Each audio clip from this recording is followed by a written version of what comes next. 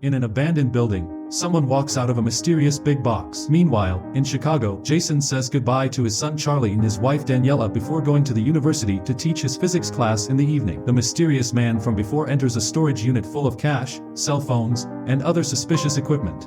It's revealed this is Jason, and he takes notes on everything his family has done that day, as if he were a stalker. He also keeps staring at a small container with liquid. Sometime later, Jason goes to a bar to meet with his friend Ryan, who recently won a very important science award. While they drink to celebrate, Ryan asks Jason to join his new neurotech company.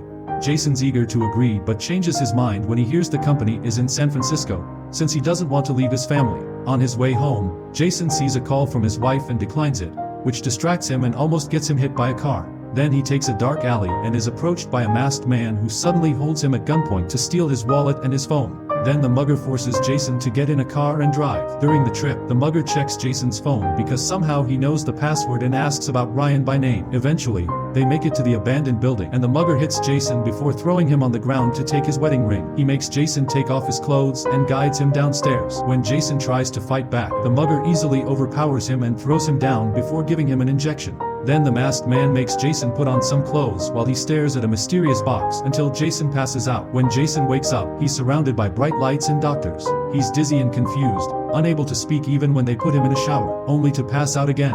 Jason wakes later on a bed, and when he tries to leave, he finds the door locked. Eventually, he's visited by a woman named Amanda who rushes to hug him. Jason doesn't recognize her, which hurts her to hear. Amanda explains all the tests indicate he's fine, so he's finally cleared from quarantine. Then she takes him to an office where he sees Len, who he recognizes from his college days. Amanda starts a camera and says she's a lab psychiatrist, while introducing Len as the CEO and Jason as the chief science officer and co-founder. Suddenly, Len presses a button to reveal dozens of people outside the room cheering on Jason. Len explains the team rushed in from the city to see him because he's the only one who's returned from the box. Jason still doesn't understand, so Amanda says he's been gone for 14 months. They want to know what happened to him, but the last thing Jason remembers is being at a bar with Ryan.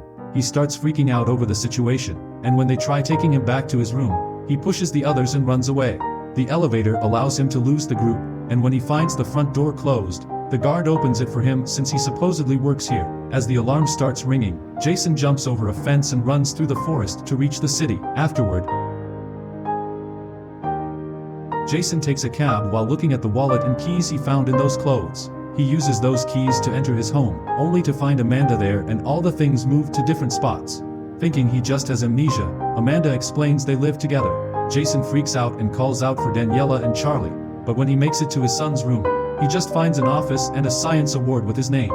Next, Jason tries to call Daniela but gets the wrong number, so he tries again and only to be insulted.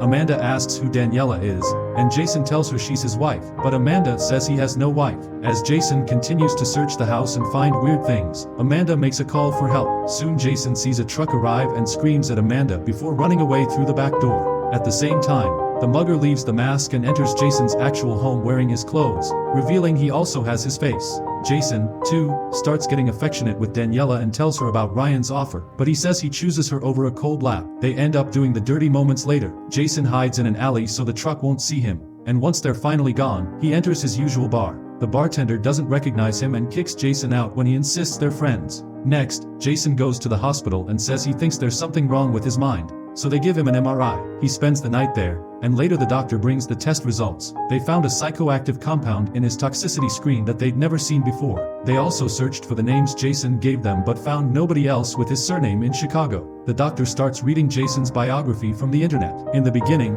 it matches what he remembers, but things start to change, and the article ends by saying Jason has been gone for over a year. He borrows her tablet and searches Daniela's maiden name to discover the address of her art show. After the doctor leaves, Jason steals a white coat to sneak around. Moments later, Jason makes it to Daniela's art show and discovers there are lots of pictures of her youth, but also himself. When he finally sees Daniela, he rushes to hug her and asks about Charlie, but she doesn't know what he's talking about. Then she leaves to keep welcoming guests, and Jason notices Ryan is there too. While sharing a drink, Ryan asks about the compounds he made last year for Jason, who doesn't know what he's talking about.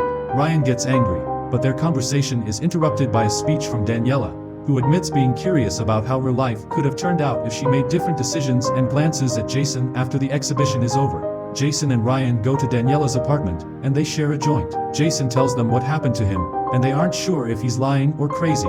Then Jason asks why there were pictures of him at Daniela's art show. She explains they didn't see each other in years after their breakup and that one day he showed up talking about regrets, other worlds, and people's existence being about choices. He also mentioned a secret project and that Daniela would never see him again. A desperate Jason begins telling them about the life he knows with them, and Ryan gets angry.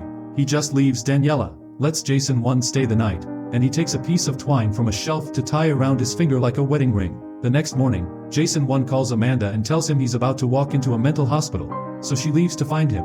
However, Jason lied, and he's outside waiting with Daniela. Once Amanda is gone, they enter the house, and Jason 1 starts mentioning all the differences. However, Daniela explains that when she got pregnant, he said he wanted a career, so they broke up, and she got a pregnancy termination. An argument ensues, and Daniela walks out. So, Jason 1 grabs some things and follows her to apologize. After they return to Daniela's house, Jason 1 looks through Jason 2's notes and finally learns what happened. Jason 2 built a huge box that can make a person travel through the multiverse. He regrets not having chosen Daniela over work, so he used the box to go to Jason 1's universe and steal his life. Now Jason 1 is in Jason 2's universe to complete the switch. Meanwhile, Jason 2 is happily living Jason 1's life, although he has some trouble doing basic chores because he doesn't know where anything is. After breakfast, he goes to college to teach Jason 1's class, scolding the students for not paying attention. Later, in his car, Jason 2 calls Ryan and aggressively tells him not to call anymore because he isn't interested in his job offers and he won't be changing his mind soon. In the evening, Jason 2 goes to his storage unit and puts away his gun, the mysterious box, and the mask. Then he checks on the box and installs a security camera that he can look into from his phone. Back to Jason 1, he tells Daniela he put the twine around his finger so his wedding ring mark won't disappear,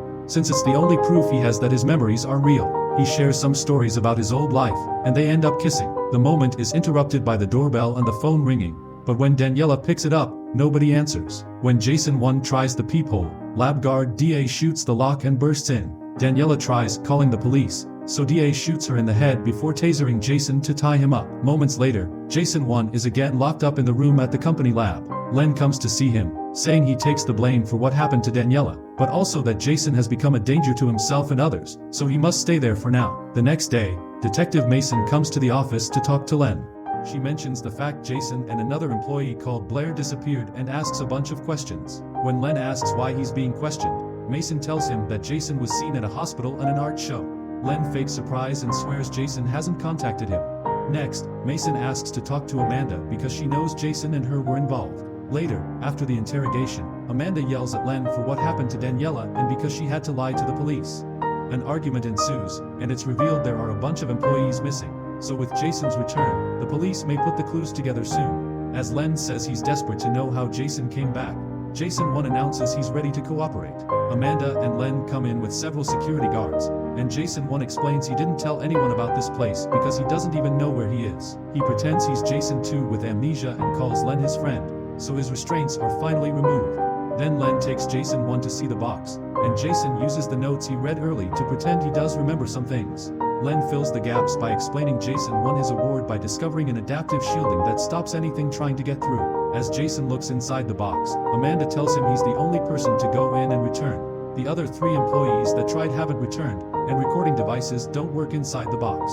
Next, Len shows him the security footage of the night Jason 2 entered the box while nobody was around. Minutes later, the lab techs opened the box, but Jason was already gone, and 3 days ago, after more than a year of missing, Jason came out of the box. Afterward, Jason 1 studies Jason 2's notes and asks Amanda about her role. She explains she's a psychiatrist who trains the box pilots, and that they use the compound Ryan made for the box trips. Amanda confirms they're dating, and in the day before Jason disappeared, he was behaving strangely and went to see Daniela. Jason 1 begins wondering if he truly is insane or if he's not the person everyone thinks he is, causing a disturbed Amanda to leave the room. Then Len interrogates Jason 1 again and realizes he's hiding something, so he reveals that they've kidnapped Ryan and forced him to share the story Jason told them at Daniela's. As Len calls him an imposter, a furious Jason jumps across the table and attacks Len, managing to punch him before the guards take him away. In another room, Dawn starts beating Jason 1 up and is ready to slit Jason's throat, but Len makes her leave. Len is frustrated because he doesn't know how to use the box, mentioning he wants to solve problems like cancer and world hunger. Jason 1 swears he doesn't know either.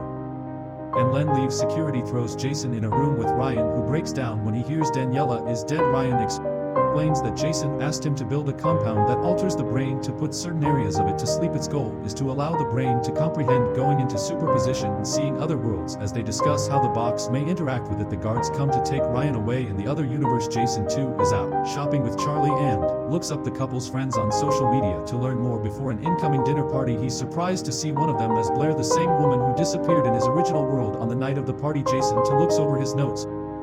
Before greeting the guests, he chats with Blair, who is a lawyer in this world, and he's genuinely happy to see her. Well, thanks to his research, he does well with everyone. Suddenly Ryan shows up and hugs Jason, apologizing for forcing the issue of the job offer, and they reconcile after the party is over. Later, Jason too watches videos of Jason 1 and his family to learn more about their behavior. While looking through some old paperwork, he finds birth certificates for Charlie, a child that didn't make it. The next morning, Daniela finds the box with her son's ashes in the living room. She ends up opening an old box to look through her dead son's things. Back to Jason 1, he's suddenly woken up by Amanda, who has turned off the cameras and urgently tells him to leave with her. She also informs him Ryan is dead. They hide in a closet when someone passes by. Then, they take the elevator to the top floor, only to find Layden. Jason punches him and they close the elevator again. They go to the box room and Amanda discovers they froze her clearance, but Jason's password still works and they get inside. At the same time, the guards see them. Jason rushes to grab the compound and enters the box, with Amanda closing the door just in time and cutting off Dan's fingers in the process. They have 3 minutes before the door opens, so Jason has no choice but to bring Amanda with him. They inject themselves with Ryan's compound and start feeling dizzy until they pass out. 3 minutes later, Jason and Amanda wake up and find themselves in an endless corridor in the labs. Chaos has taken over. A furious Layden announces he has nothing left in this world, so he takes some compound and enters the box. Meanwhile, the duo is running through the corridor, and Jason 1 has already counted over 200 doors without an end in sight. He realizes their brains created this corridor because they are attempting to process something the human mind hasn't evolved to comprehend. They finally open a door at random and walk into a destroyed building covered in ash. When they go outside, they learn the entire world is a desolate wasteland. Suddenly, the buildings in the city start collapsing, so the duo runs back inside while barely avoiding the debris behind them. They make it back to the box just in time and check their things. Realizing the GPS is still working, they learn that the coordinates of the box can't change, meaning the box moves across universes but not across space. It's always in the same spot on every Earth. They take another injection and the corridor reappears. While in another section of the corridor, Layden is looking for them to no avail. Eventually, Jason 1 and Amanda open another door and find a world covered in trees and fog. After confirming it's the same coordinates, they close that door, only to open it again. It's the same world out there, meaning a door will always take them to the same place. They open another door to find a world where the sun is hundreds of feet off the ground and there's no atmosphere, so Jason quickly closes it. Amanda panics and runs away, but the corridor truly is infinite and she can't find the original exit. Jason 1 opens another door and finds the lab. For a moment, they think they've made it back. However, they see alternate versions of themselves who are soon found by Dan. She shoots Amanda in the head and chases Jason down, so the original duo runs back into the box before they're seen. Afterward, Jason tries to open several more doors. One takes them to a vicious ocean, the second appears deep underground, and the third one has werewolves. Door after door is opened, but they always end up showing them places out of nightmares. Amanda decides she's had enough and opens a door to a blizzard. She charges out into the snow and Jason 1 follows her to stop her. When they try to come back, they can't see the box because of the storm. They try to find shelter, but eventually, Amanda is too cold to move, so Jason has to carry her. He finds a house covered in snow and breaks the window to get inside, tucking Amanda into bed before looking around. The power and tap water aren't working, but he finds some matches and soon a fire is warming up the room. In the corridor, Layden starts to panic, so he finally opens a door. In the morning, the blizzard has stopped and Jason 1 comes out to see Chicago in the distance in a total ice age. Then he breaks some furniture to keep the fire going until Amanda feels better. She shares a skiing story about her childhood and admits she was thinking about it before she opened the door, making them realize that their thoughts control which universe the box takes them to. After putting on warm clothes they found in the house, the duo heads out and tries using the GPS, but it isn't working. Amanda realizes that since the box is always in the same spot, they can just use a normal compass for guidance. After walking for a while, they step on something hard and start digging to find the box under the snow, quickly getting inside. In another corner of the corridor, Layden is bruised and bloody but continues to walk. He opens a door to see the snow world from earlier, closes it, and keeps going. Meanwhile, Jason too goes to work, but he can't get his students to pay attention, so he throws a bottle into the corner. The breaking sound makes everyone shut up, and Jason asks them to take out pen and paper for a pop quiz. Most of them don't bring that anymore. Thus Jason says, any person with only a device fails. The students start to protest, and Jason changes his mind, walking away instead. On his way out, a teacher asks him about the bottle, but he only announces that he quits. Sometime later, Jason too visits Layden, who in this world never took over his family's company. They share a drink, and Jason too realizes this Layden is a hedonist who lives off his trust fund and has a random lover sleeping on his couch. Jason too tells Layden he quit teaching and wants to get back to his old work while still spending more time with the family.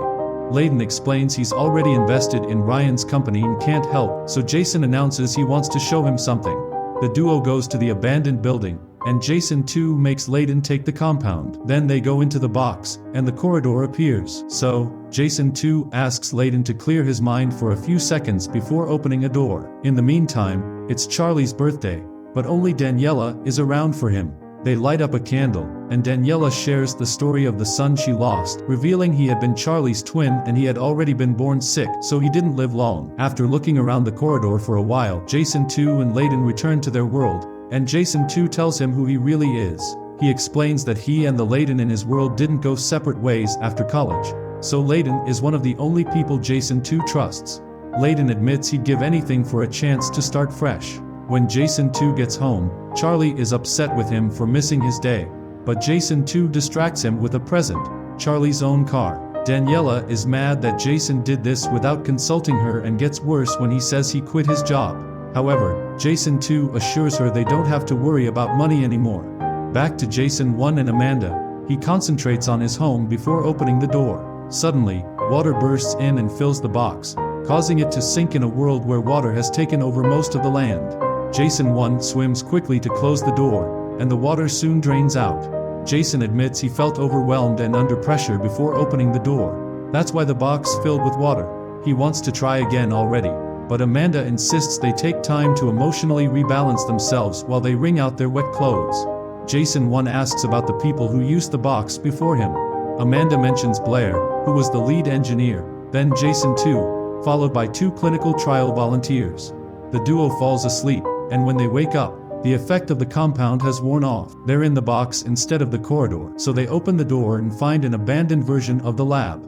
Since they need food, they start searching the room, only to find the doors locked. Amanda says they had safeguards in place in case dangerous things came out of the box. The elevator isn't working either, but eventually they find an unlocked bedroom. They check the bed, only to discover a rotting body under the blankets.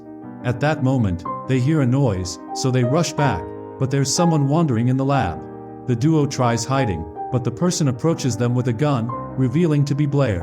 After a warm reunion, they tell Blair everything, and she takes them to the observation deck where she set up her living space. She explains she's been living there for 3 months, and there was no power when she arrived, but she got the emergency generators working and accessed the system. Security footage shows them that a year ago, another Blair came out of the box and was killed by the giant locust wasps that have taken over this world. While showing them the huge body of a dead wasp, Blair says she's gone out for supply runs, but the wasps devour everything they can. Amanda doesn't understand why Blair is still here, and Blair snaps, revealing she's terrified to go back into the box. After having some food, Jason and Amanda announce they'll go back into the box. Blair turns down their offer to come along and gives them her notes before they leave. In the box, Amanda feels guilty for not training Blair enough, and Jason 1 hugs her. Then, they take more compound while Amanda points out she can't understand how Jason 2 is so different from Jason 1. Jason 1 explains that if he had given up the love of his life for science, he would be bitter too. This time, Jason 1 tries writing about the world he wants to visit before opening a door. They appear in the abandoned building, and Jason gets excited, especially when they go outside and see a normal-looking Chicago. However, when they take the streets, they see the city is empty. They drive to his house, and an alternate Daniela opens it, revealing she's very sick. She says the authorities had taken Jason away and told her he died. He asks about Charlie, only to learn he's dead in his room. At that moment, the authorities show up and point their guns at Jason 1 and Amanda for not respecting quarantine. The doctors test them and confirm the duo isn't infected, but they say there's no hope for Daniela. Before leaving, they give Jason some medicine so he can euthanize her.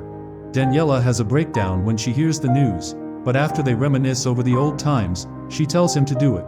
Jason 1 helps his wife die, then he goes back into the box with Amanda, who comforts him as he cries. After a nap, Amanda mentions that they may have ended up in that world because Jason 1 is scared of losing his family to an illness like he lost his mom. This means they must control their subconscious too. Soon, they try again, and this time Chicago looks normal. Jason 1 enters his house and grabs a knife from the kitchen, fearing Jason may second be around. He opens the bathroom door and startles Daniela, so he drops the knife to prove he means no harm.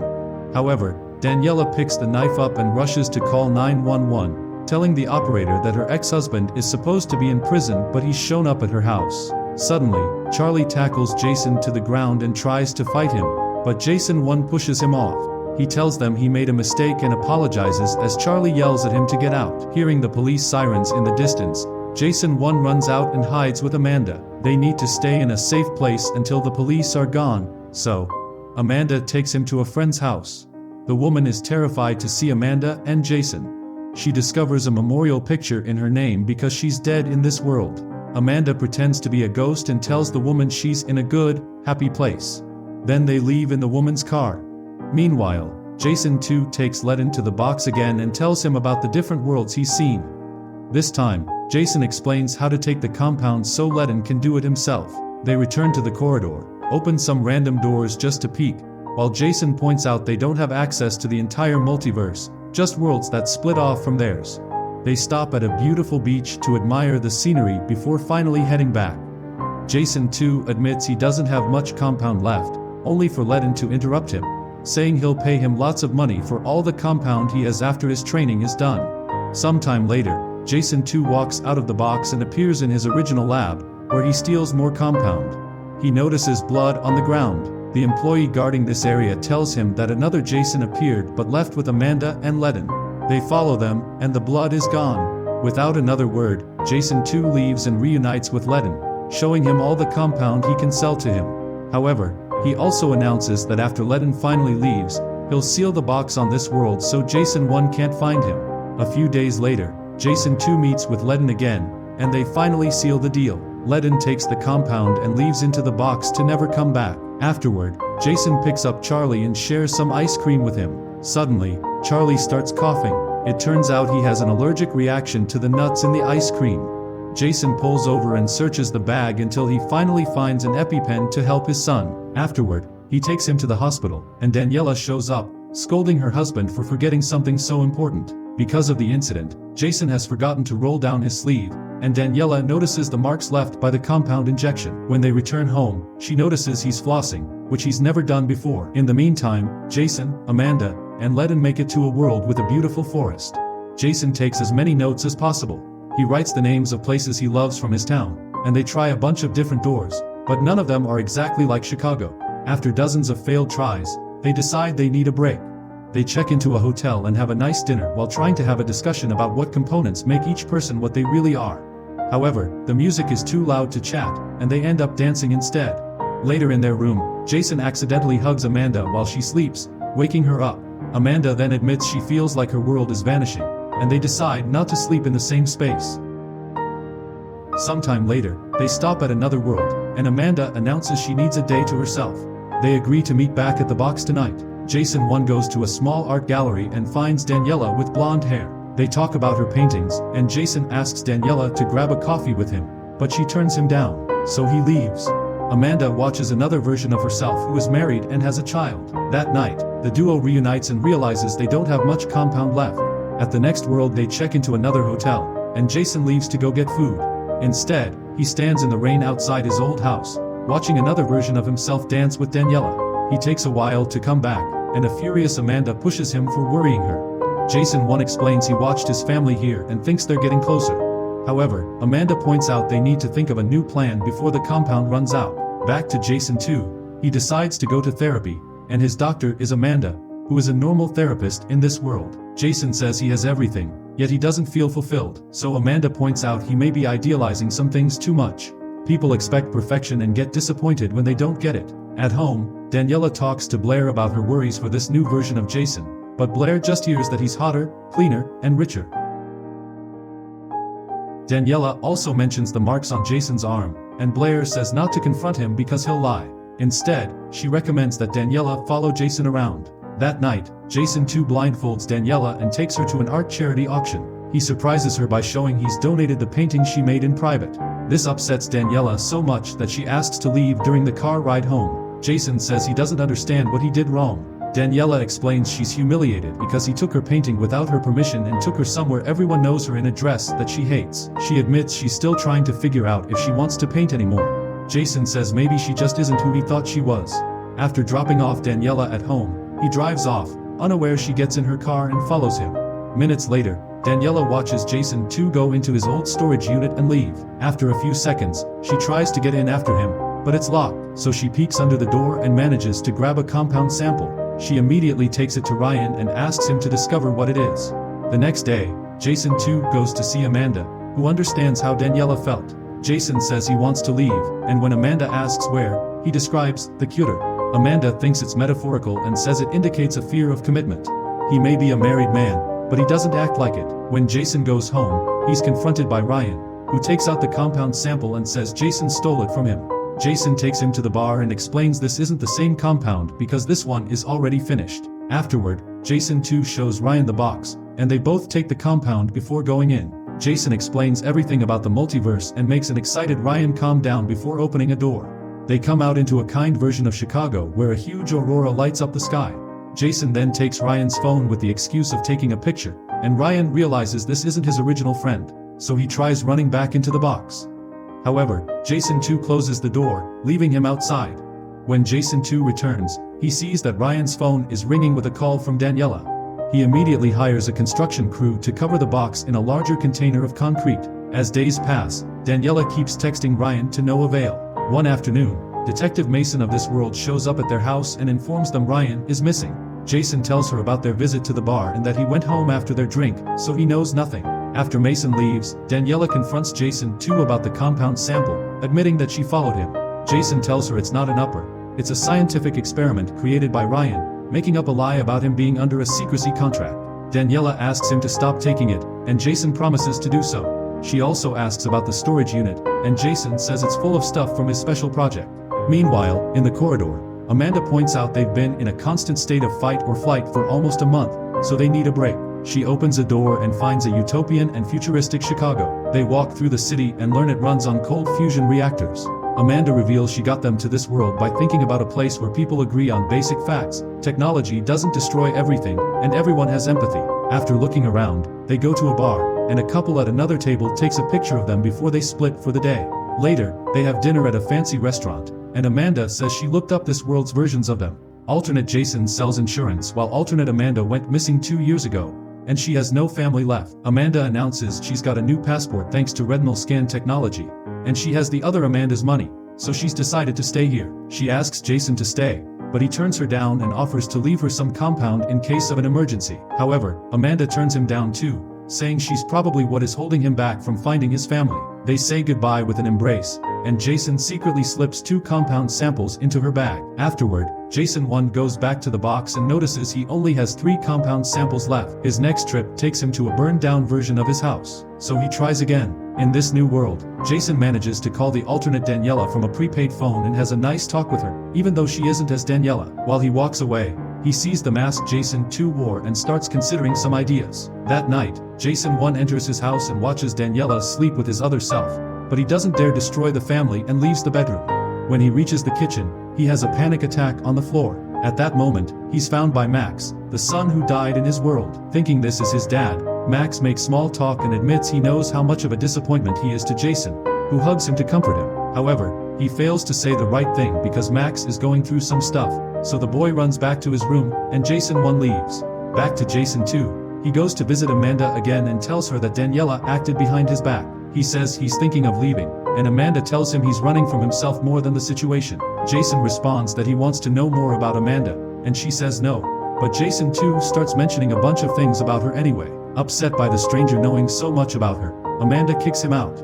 When he gets home, he finds Mason at his door. She explains they got a ping on Ryan's phone in an industrial area of Chicago after he left the bar and asks if Jason went there with him, but he says no. Jason pretends he knows nothing until Mason gets tired and leaves. Afterward, Jason returns to the box and hits it with a sledgehammer to tear down the concrete. He immediately travels to another world and finds an alternate Ryan that has a horrible life and doesn't even know Jason, who is using a fake name. Jason too keeps buying drinks, and moments later, he brings that very drunk Ryan to his world. Ryan throws up and can barely move, so Jason has to help him get to this world's Ryan's apartment. He showers him and cuts his hair, leaving him in bed as the replacement in the quarter. Jason 1 takes the last compound and writes about his first memory of Daniela with lots of deep feelings. Then he opens the door and comes out to find the concrete surrounding the box. There's an empty compound sample on the ground which gives him hope. Next, Jason 1 goes to the bar and the bartender recognizes him, so he hugs him in excitement. Then he runs to his home and peeks inside through the back door, seeing Daniela and Charlie together. At that moment, Jason 2 comes back and tells his family that they found Ryan at a bar after he went on a 3-day bender, determined to get his family back. Jason goes to a sporting store and tries to buy a handgun for home defense, but he doesn't have a firearm owner's card. Instead, he ends up buying pepper spray and a knife. Seconds later, Jason comes in and opens the conversation with exactly the same phrase, so the clerk calls him out on it. This freaks him out, and it's revealed this is the real Jason 1, meaning there are more Jasons running around Chicago. At home, Jason 2 takes the garbage out and gets jumped by another Jason. A fight ensues, and the men fall to the ground as the knife from the store comes out. After lots of struggle, Jason 2 manages to overpower him, bites his arm, and repeatedly hits the guy's head on the ground until he's dead. Then he drags the body to his house and hurries to cover it up before Charlie can see it. Meanwhile, Daniela visits Ryan, who is still puking in the toilet. He recognizes Daniela as one of the clients from the garage he works in and says the last thing he remembers is being at the bar with some stranger feeding him drinks. Daniela shows him a picture of Jason, and Ryan confirms that's the stranger. At the local hotel, Jason 1 gets his new knife and gets ready for action, only to find another Jason in the corridor. They lock eyes and each go in opposite directions. As Jason 1 walks back out to the street, he notices yet another Jason is following him. Scared, Jason 1 runs through the traffic and hides in the bar.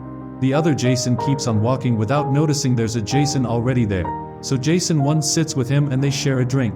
This new Jason comes from a reality in which Amanda died in a very dark world. Neither of them has any compound left, and they agree they should kill Jason 2. This Jason does have a gun and leaves alone. The next day, Jason 1 goes to a small diner and starts smoking a cigar. Everyone complains, but he just ignores them. Eventually, Dawn, who is a cop here, comes to arrest him for disturbing the peace.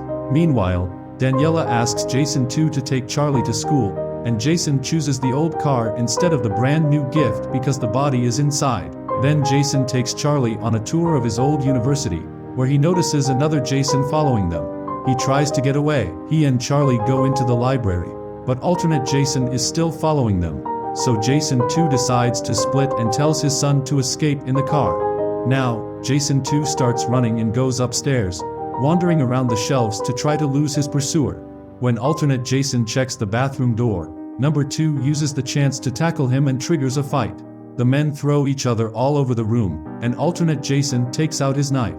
So 2 hits his arm on the sink to disarm him. Next, Jason 2 grabs the guy by the neck and chokes him until he passes out. After taking the knife, he hides the body in the stall and locks it up. In the meantime, Charlie tries to leave in the car, but he has to stop when a tire malfunctions.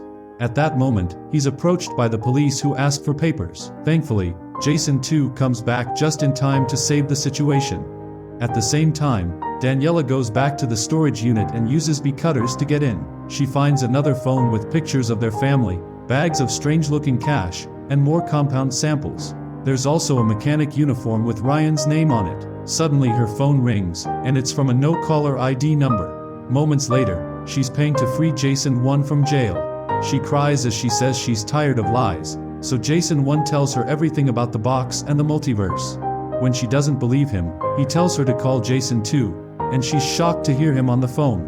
Daniela asks a question about their last vacation, and Jason 2 gets it wrong, proving the story. Jason 1 warns her about other Jasons, and they agree to use the word Jupiter as a safe word to meet later. When Daniela gets home, she tries calling Charlie before going inside, but he won't answer. Daniela goes inside and finds Jason 2 packing. He explains the family needs to leave because he's in trouble, promising to explain later. For now, Daniela plays along and pretends to search for a suitcase while texting Charlie, letting him know they're in danger and to wait outside. Then Daniela asks Jason to help her get a suitcase from the basement and pushes him down the stairs. Afterward, she runs outside to reunite with Charlie, but before they can leave, they're found by another Jason. They get in a car with him, and he starts explaining everything from the beginning, making Daniela realize this isn't the same Jason from jail. Before she can react, they're hit by another car, and they crash. The other car also has a Jason, so Daniela drags Charlie out, and they run away. Soon they reach the bean, and a Jason is waiting there. They confirm their identities with the word Jupiter, and Jason 1 finally gets to hug his son. At the house, Jason 2 is found by another copy who demands to know where his family is. Jason 2 tells him what happened and that he doesn't know where the family is, so the other Jason starts beating him up. In the meantime, Jason 1 is taking his family out of town. Daniela and Charlie start getting lots of messages from all the Jasons, so they turn their phones off. Jason 1 explains he had thought he would only be dealing with number 2, and now he doesn't know what to do. Charlie announces he has an idea. That night, they make it to a house in the woods. It belongs to a friend of Charlie's, so he knows how to find the hidden key and the code to shut off the alarm. The family agrees to spend the night there, and they lock all doors and windows. After Daniela and Charlie go to bed, Jason 1 uses the computer to check his email and finds a new folder labeled Entanglement. He clicks on the link and enters a chat room with over 100 Jasons who share details of what the family is doing. Some of them send videos explaining why he's the Jason that deserves Daniela, and others send Jason 1 private messages asking him to team up. Then he hears a noise and checks the garden, but he doesn't see anything. Just in case, he grabs a fire poker and sits on a chair that offers a view from the outside. At home, alternate Jason tries to track down his family, but they're not using credit cards, phones, or buying tickets. Then he gets his phone and reveals he's been chatting with Blair. While he waits, he tells a restrained Jason 2 that his Daniela and Ryan were killed by Dawn, and his Amanda died impaled by a large tree branch. The other Jason also shows him the chat room, but their conversation is interrupted by a text from Blair saying she'll be there soon.